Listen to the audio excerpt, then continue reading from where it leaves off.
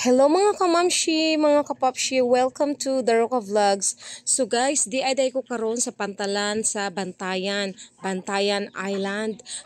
Mauni siya ang pantalan kung saan padulong ka sa Cadiz or kung ganahan ka mo adtog Bacolod, syempre masakay ka diri ka mo sakay kay padulong man ni siya sa Cadiz no. So maupod ni ang mga maupod ni ang pantalan sa mga gagmay nga isla diri sa Bantayan dahil ang Bantayan naa siya gagmay nga isla kagaya ng Lipayran, Hilitungan, Butigis at kung ano-ano pa. So maupod ni diri ila pinaka pantalan. So diri sila mukuan kano so makahinumdum ko guys no katong gamay pa ko puro lang tani gamay pa katong 11 years old pa ko. Ang ako mangong auntie, ang iyang bana, ang akong auntie Inday Sisa nga nagtrabaho sa hospital ng Bantayan but retired na ngayon no. Ang iyang bana kay taga Butigis man mga sisa, so mauna nga sa una nakaadto na kog Butigis. So diri mo sakay og pambot padulong sa Butigis.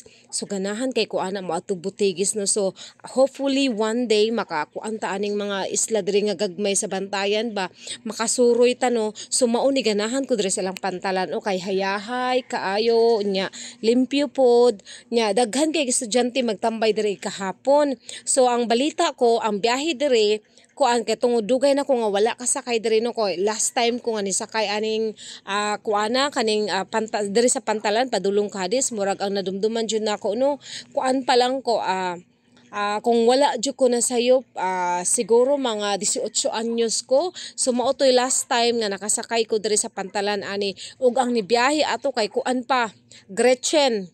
Mao to ka sa una ang biyahe sa una katong Gretchen pa nga sus kanang kulbaan ta usahay oy kay labi na katong nakasuway ko ni sakay ko sus grabe ang hangin oy abi na kog makuan mao na toy among kuan ato katapusan kay sus ka kusuga sa hangin kasakay pa nako akong lulo Carling ato kaya ang akong lulo ana mo biyahe ang akong lulo Carling.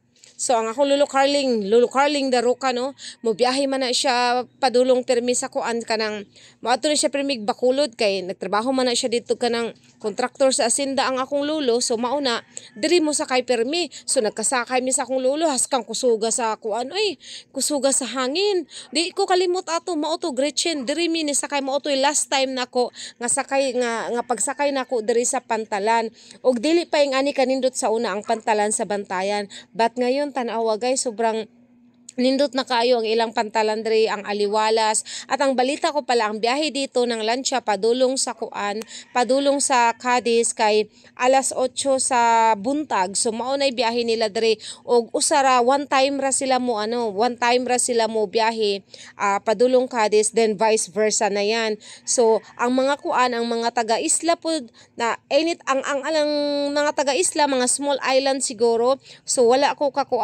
kahibaw kung unsay oras ang ilang bawat biyahe diri no but daghan kay kag makita diri nga mga pambot nga nagalinya padulong sa isla kay manguha og mga mga pasahero gikan diri sa Bantayan padulong sa ilahang isla pauli.